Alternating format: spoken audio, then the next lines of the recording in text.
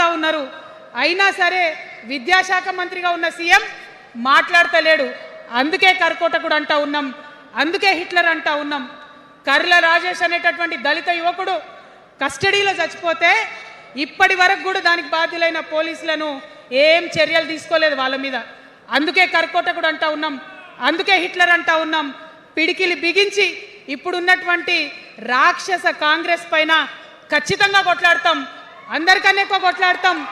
ఇప్పుడు మనమే ప్రధాన ప్రతిపక్షం అవుతాం, 2 ఏళ్ల తర్వాత మనమే అధికార పక్షం అవుతాం. ఖచ్చితంగా అధికారంలోకి వస్తాం. ఎందుకోసం వస్తాం అంటే నేను ఒక మాట చెప్పాలి మీకు, అందరినీ మనం మాటలు అంటున్నాం కదా, we are opposing everybody, we are criticizing everybody, but what is the solution? Don't oppose without propose అని కాన్షీరామ్ గారు చెప్పారు, నేను చెప్పలే. డోంట్ అపోజ్ వితౌట్ ప్రపోజ్ అని. సో నేను కొన్ని ప్రపోజల్స్ తెలంగాణ ప్రజల ముందు పెట్టాలనుకుంటున్నా. నేను ఈ 3 పార్టీలు అధర్మంతో నిండిపోయినాయి, అవినీతితో నిండిపోయినాయి, బంధుప్రీతితో నిండిపోయినాయి, కుటుంబ అవినీతి పరిపాలనతో నిండిపోయినాయి. కాబట్టి నేను ఒక ప్రపోజల్ చెప్తున్నా.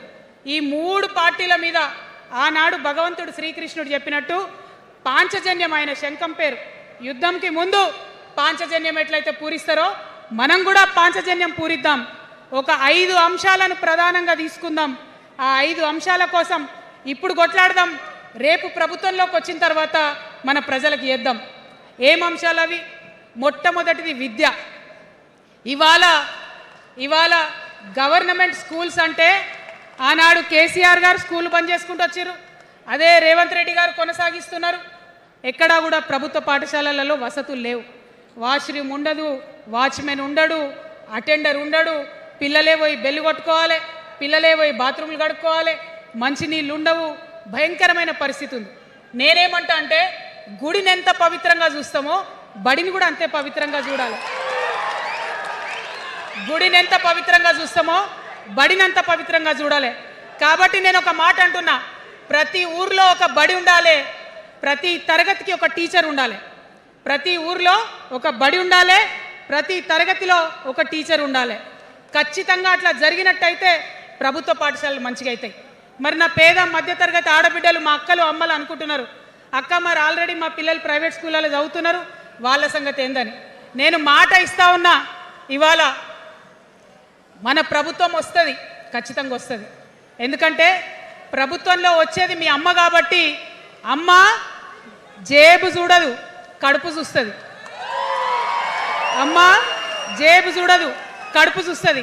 కాబట్టి మీ పిల్లలు ప్రైవేట్ పాఠశాలలో చదువుతున్నా, ఎంతవరకు చదువుకున్నా కంప్లీట్గా మీ మీద ఒక్క రూపాయి కూడా భారం పడకుండా చదివించే బాధ్యత మేము తీసుకుంటాం.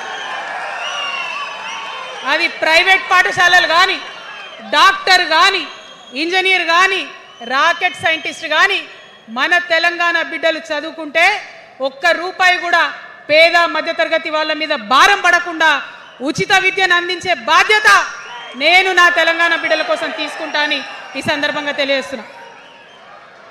ఇవాళ పరిస్థితి ఏంటిది? యూనివర్సిటీలో ఉన్న పిల్లలు అంతకుముందు తెలంగాణ రాకముందు నేను చూసిన రక్తం అమ్ముకునేది డబ్బులు లేకపోతే. ఇవాళ ఏం చేస్తున్నారు? బావర్చి కాడ గిగ్ వర్కర్ లెక్క గోడ మీద కూర్చొని వెయిట్ చేస్తున్నారు. అవునా కదా? ఎందుకంటే ఆ గిగ్ వర్కర్ చేస్తే అంతో ఇంతో పైసలు వస్తాయి, పేరెంట్స్ మీద ఆధారపడకుండా ఉండొచ్చు అని. మరి యూనివర్సిటీలను పట్టించుకున్నామా? బీఆర్ఎస్లో ఉన్నప్పుడు 10 ఏళ్ళు ఒక్క రూపాయి కూడా ఇవ్వలేదు యూనివర్సిటీకి. ఆ యూనివర్సిటీ మిత్రులకు, పాఠశాలలో ఉన్నటువంటి వారందరికీ నేను ఒకటే ప్రపోజల్ చేస్తున్నా, మీరు ఎంత చదువుకుంటారో చదువుకోండి, ఒక్క రూపాయి కూడా మీ మీద భారం పడకుండా చదివించే బాధ్యత తెలంగాణ రాష్ట్ర సేన తీసుకుంటుంది. ప్రైవేట్ పాఠశాలలు కూడా బాగుంటాయి, ప్రభుత్వ పాఠశాలలు కూడా బాగుంటాయి, కానీ భారం తల్లిదండ్రుల మీద పడదు. అది మీ అమ్మ ప్రభుత్వంలో జరగబోతుందని, మీ తల్లి ప్రభుత్వంలో జరగబోతుందని మీకు మాటిస్తా ఉన్నా. సెకండ్, మనకేమవుతుంది? మన తెలంగాణలో పేద మధ్యతరగతి ప్రజలకు ఏమవుతుంది? ఎవరన్నా ఇంట్లో రోగం వస్తే, ఒక యాక్సిడెంట్ అయితే ఇల్లు గుల్లవుతుంది. అందుకే ఆలోచన చేసి వైద్యం గురించి ఒక నిర్ణయం తీసుకున్నా. మన రెండో అంశం పాంచజన్యంలో వైద్యం కోసం అనేక అగచాట్లు పడుతున్నారు, అనేక ఇబ్బందులు పడుతూ ఉన్నారు. నేను ఒకటే మాట ఇస్తా ఉన్నా, ఏ రోగమన్నా రాని, ఎంత పెద్ద హాస్పిటల్ అన్నా కానీ, మన తెలంగాణలో మన జబ్బు ఎక్కడ తగ్గుతుందో అక్కడ మీ జేబులకెళ్ళి ఒక్క రూపాయి ఖర్చు కాకుండా ఉచిత వైద్యం అందించే బాధ్యత మేం తీసుకుంటా ఉన్నాం. ఉచితంగా విద్య ఇచ్చి ఉచితంగా వైద్యం ఇచ్చినాక నా తెలంగాణ బిడ్డల మీద నాకు నమ్మకం ఉంది. మనం కష్టపడే బిడ్డలం, మీరే పైసలు సంపాదించి ఇస్తారు, మీరే రాష్ట్రాన్ని ముందుకు తీసుకుపోతారు. అవునా కదా? ఉచిత విద్య, ఉచిత వైద్యం మన 2 అంశాలు పాంచజన్యంలో. 3వది వ్యవసాయం. మా రైతన్నలు ఉన్నారు, మా రైతన్నలు ఎంతో కష్టపడి మరి పంటలు పండించి చెమటలు కక్కి మనందరికి అన్నం పెడతారు. మీ అందరినీ నేను కోరేది ఒకటే, ఇవాళ అందరూ అర్రాస్ పాట వాడినట్టు నీకు ఎకరానికి ఇంత ఇస్తా అని చెప్పి మాట్లాడుతున్నారు తప్పితే మనకున్న కష్టం ఎవరైనా తీరుస్తున్నారా? ఏం కష్టం ఉంటుంది రైతుకి? భూమి కష్టం ఉంటుంది, చెప్పుకోవాలి. భూమి మీద దాని ఇబ్బంది ఉంది.